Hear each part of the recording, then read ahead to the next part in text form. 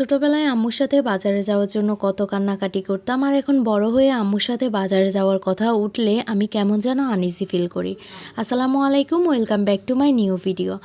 বিকালবেলা আম্মু আর আমি একটা রিক্সা ধরে সরাসরি চলে আসি ব্যাংকে। এখানে আসার একটাই কারণ, চারদিকে সবাই বলতেছে আমাদের এলাকার এই ব্যাংকটা নাকি অনির্দিষ্টকালের জন্য বন্ধ হয়ে যেতে পারে। এখনও শিওর না, তবে অনেকে এটাই বলাবলি করছেন। আমরা সেখানে গিয়ে লম্বা সময় ধরে বসেছিলাম। খোঁজ নিয়ে দেখলাম ব্যাংকটা নাকি কিছুদিনের মধ্যে আবার আগের অবস্থায় ফিরে আসবে। তো আমরা সেই আশা নিয়ে সেখান থেকে চলে আসি কাঁচা বাজারে। এখান থেকে আমরা কিছু সবজি নেব। শাকসবজি খেতে আমি তেমন একটা পছন্দ করি না, তবে এগুলো কাটতে আর কিনতে আমি অনেক বেশি পছন্দ করি।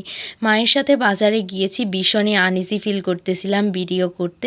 তবে আমার মা আজকে আমাকে অনেক সাপোর্ট করেছে। আমার মা শুধু বলতেছিল যে ভিডিও কর না, কে কি তোর দিকে তাকাই আছে নাকি, ভিডিও করতে থাক তুই। আমার মনে হয় যে সবাই আমার দিকে তাকিয়ে আছে, মানে হাতে মোবাইল একটা দেখলে যা হয় আর কি। আর সবচেয়ে বড় কথা হচ্ছে গ্রামে থাকা মানুষদের মন মানসিকতা একটু অন্যরকম হয়। তারা খুব ছোটোখাটো বিষয়গুলোকেও না অনেক বেশি সিরিয়াস বানিয়ে ফেলে। কাঁচা বাজার থেকে কিছু সবজি নেওয়ার পর হঠাৎ করে রাস্তার পাশের দিকে চোখ পড়লো, দেখলাম যে একজন বৃদ্ধ চাচা বসে এই ফলগুলো বিক্রি করছেন। মা আমাকে জিজ্ঞেস করলো যে এখান থেকে নিব নাকি। আমি বললাম নিয়ে নাও, কারণ আমি ওই সময় ভিডিও করছিলাম। আমার হুঁশ ছিল না যে আমার ক্যামেরার বাইরে কি হচ্ছে না হচ্ছে। মা যে খাবারটাই দেখাচ্ছিল সেটাই বললাম যে নিয়ে নেন নিয়ে নেন। ভিডিও বন্ধ করার পর মনে পড়লো যে এই খাবারগুলো তো আমি খেতেই পছন্দ করি না। সব খাবার আমি খেতে পছন্দ করি না বললেও কিন্তু খেতে পারি, কিন্তু ড্রাগন ফলটা কেন যেন আমি খেতেই পারি না। এই ফলটা কেমন যেন মিষ্টিও না টকও না, আমার কাছে তো মোটেও ভালো লাগে না।